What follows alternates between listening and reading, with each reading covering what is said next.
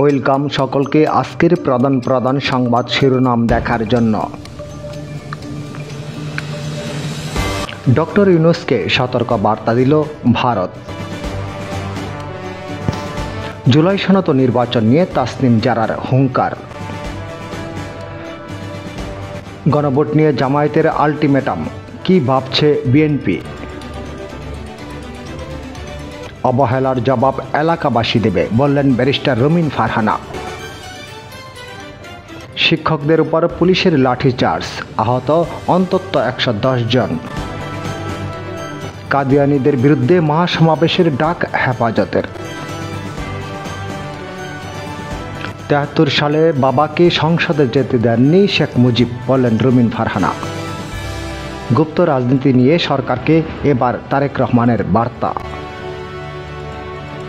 মাহফিল স্থগিত রাখার ঘোষণা মিজানুর রহমান আজহারীর। দেশে ফিরেই আটক ছাত্রলীগ নেতা।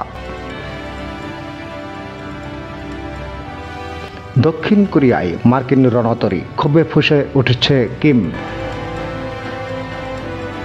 আওয়ামী লীগের অপতৎপরতা রুখে দেব, বললেন পুলিশ প্রশাসন। পরবর্তী আপডেট পাওয়ার জন্য চ্যানেলটি সাবস্ক্রাইব করুন। ধন্যবাদ।